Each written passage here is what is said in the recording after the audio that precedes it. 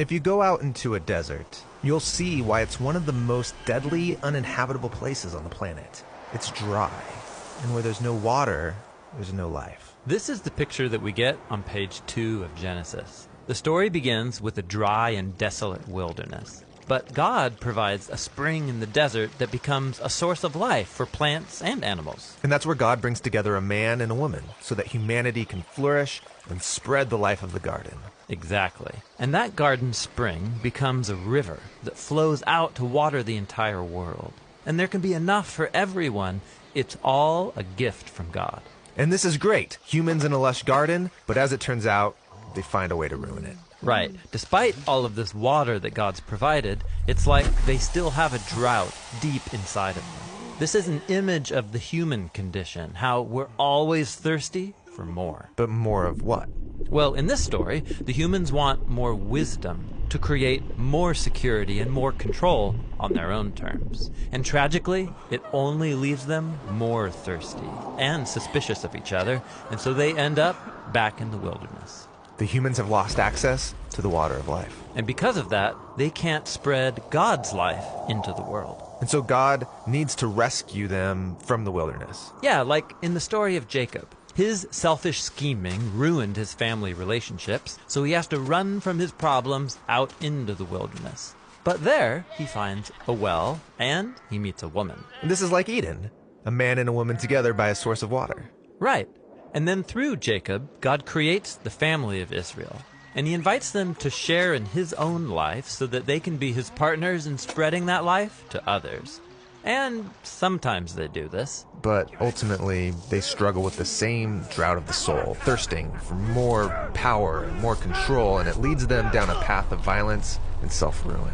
And so they find themselves in a new wilderness, captive to other nations. All this effort to quench our own thirst on our own terms, it's killing us. Yeah, the biblical prophet Ezekiel described Israel in exile as a pile of dry bones, scattered in a desert valley. But, he said, one day God will pour out his own life presence, his spirit, to water the land, to create a new Eden and new kinds of humans. People who can spread God's life to others. Exactly. And so this brings us to the story of Jesus. Right. And there's a story about Jesus who goes to a well that Jacob used to own. And just like in Jacob's story, Jesus meets a woman.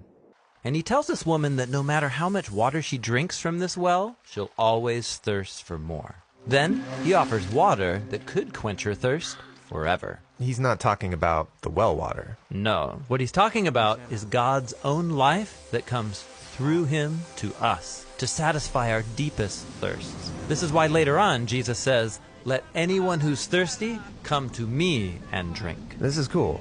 But it's also a strange image, drinking from a person. Totally.